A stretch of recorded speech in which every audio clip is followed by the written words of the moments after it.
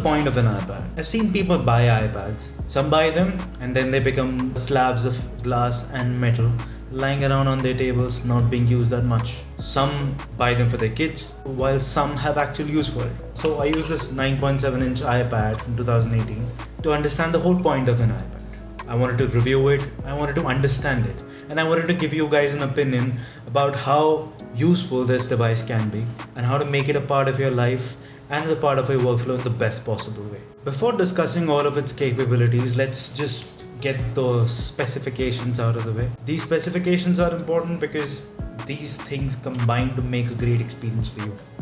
It is a very sharp, bright and a color accurate display.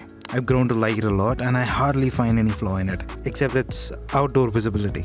Although the RAM could have been more, the iPad OS is optimized well enough to keep apps open for longer and also enables you to multitask easily, with two apps simultaneously used together in a split screen, and you can also use multiple apps in minimizable windows on the side, which you can navigate through while swiping them away. The iPad is fast, responsive and remains snappy throughout. The device is slim, lightweight, perfectly balanced, like all handheld tablet devices should be. The same model that I used was upgraded last year, and it was given a bigger 10.2-inch screen with the same pixel density and an extra GB of RAM. If you're someone who has not bought an iPad yet and is looking to buy one, this is the iPad that you start with. All the specifications that I've given you till now combine to give you a multitude of use cases that you can get out of your iPad. The iPad can be used to control everything around your house. The iPad can also become something that entertains you. It can also very well become part of your workflow as a student or as a creator. It can also become a great part of your office workstation if you wish to use it in that way.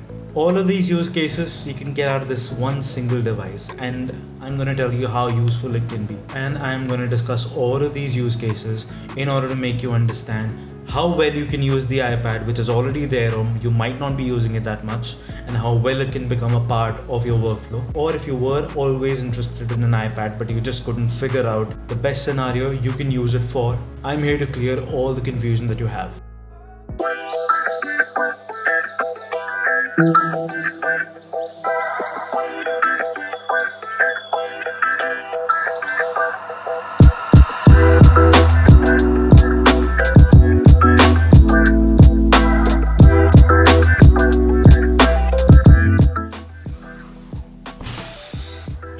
So if you're someone at home, which given the times most people are right now, the iPad can be a device that is mostly in your hands all through the day, more than your smartphone or your laptop. You can sit and read books on it, look at all the news, tweets, Reddit posts, articles you can find. You can watch content on Netflix, YouTube, etc. You could connect it to all the speakers of your house and control the music around you. You could also control all your smart home appliances through it. It has a front camera so you can also make video calls. The rear camera is good for augmented reality apps and games, but not good for anything else. Don't take pictures from it. The display has the sharpness and the colors which make watching content on the device a treat. Although black bars do come over and above the content that you're watching, the high resolution along with the large display also makes reading anything a much better experience. These tasks are better done on the iPad rather than on a phone or laptop. The iPad is a much larger display than your phone, while being more portable and having a much smaller footprint than your laptop. Since the iPad also has a good processor underneath it, with a big battery, you can play games on it, and it will perform well even with the ones with high graphics and detailed textures. I tested games like Limbo, Call of Duty, PUBG to get a fair review of it, and by far it has been excellent. But it's best used with a controller, as I didn't like the experience with touch controls. And the bigger battery also means that you can do all of these tasks without ever worrying about the iPad not lasting long enough. And the speaker is good. The sound coming out of it is nice, but it gets easily muffled in noisy environments. But apart from that, in all other use cases, it has worked great for me till now. As a device to use at home for media consumption, for gaming or for controlling your house, the iPad as a device is unparalleled, and there's no competition that exists for it when it comes to performing such simple functions. Because it's smooth, it's good. To be honest, I don't think I'd be able to use anything else apart from this, given how easy it is, how much ease of use the iPad OS brings to the iPad. Alright. Okay. Let's talk about taking your iPad to the office.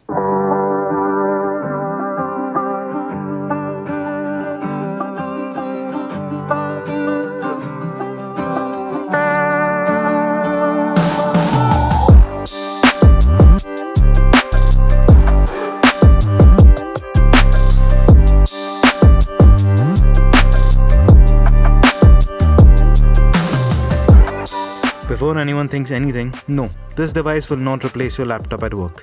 But still, on those light work days, which involve checking and replying to emails, or making a few presentations, or observing and editing Excel sheets, checking your books, making Zoom calls, typing out Word documents, making schedules and plans, planning out your whole day, your week, or your month, all can be done. iPad OS helps you immensely in productivity with its decent multitasking features described earlier. This is all limited to light tasks only. If you need to do all of these tasks intensely for hours all through the day, the iPad would not be the most comfortable choice. Of course, you can get a keyboard, an Apple Pencil, or a mouse for making longer uses comfortable, but not when used as a standalone device. I even typed out the parts of this review on my iPad without connecting any keyboard or a mouse to actually know how the typing experience is on the iPad. Although it starts out with a lot of mistakes and errors in typing, once you get used to it, you're able to type much better and faster. It's not the best choice for long continued use, but it gets the job done when you need it. Since it also has a slot for an LTE SIM, you don't need the hotspot and the battery of your phone to work away from Wi-Fi. So the iPad can't replace your laptop, but it can replace it on the days where you only need to make light use of it. There are also ways iPad can complement your laptop. The first way being a second display. This can be very easily done with a MacBook, where all you need is both iPad and MacBook on the same Apple ID connected to the same Wi-Fi. Then you go to the system preferences on the MacBook, select Sidecar and select your iPad from the list. Then on, your iPad becomes the second display, so you can make your workflow according to it. The same thing can be done on Windows, although you will require to pay for an app called Duet. The prices are right here, or here, or here, or here, right here. Yeah, you just simply download this app on the iPad where you have to make this payment, and then you download the same app on Windows where it's available for free, of course. And after that,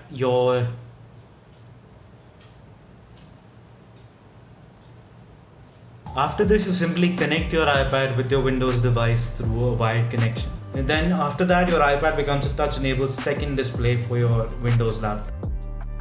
You can also use the iPad to watch a show, movie, or play music on the side if you prefer having something to keep the environment interesting while you're working. You can use it for serving smaller purposes like using it to search on Google, calculations, conversions, or doing some research on the side of your main project. If you're a developer, you can use the iPad with an Apple Pencil and you can create concepts for your UI UX designs, and you can do these things in a much better and easier way on the iPad. And since the iPad also is lightweight, slim, and has a very big battery inside it, you can easily pack it in your bag and take it along for work. And I'm pretty sure that given all the features iPad OS has and how powerful even the entry level the iPad is, it will just give another dimension to the productivity at your workplace.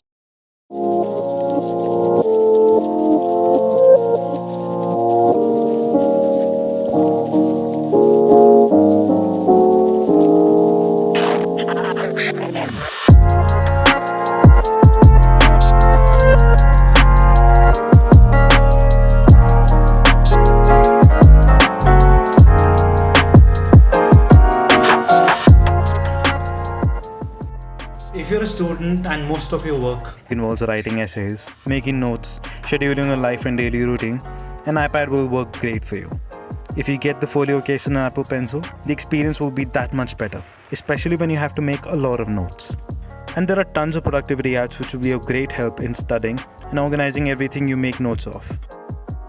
Notion is an app which I have found really helpful in organizing your work and scheduling everything. And it works great on the iPad. I would recommend watching Ali Abdal's video on it.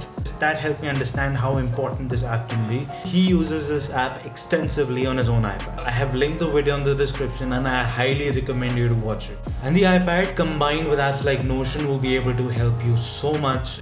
I think the iPad can be a great device even when it's used standalone without any laptop, without any additional devices. The iPad can be good enough for every student at the end of the day.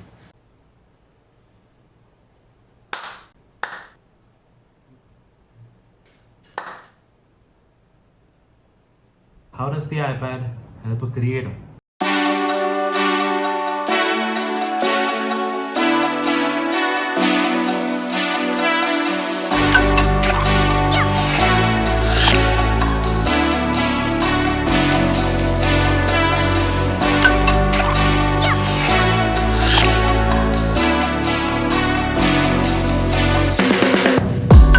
I use the iPad extensively as a second display throughout my usage and all of the other things I mentioned earlier, along with my laptop. It has seamlessly become a part of my workflow.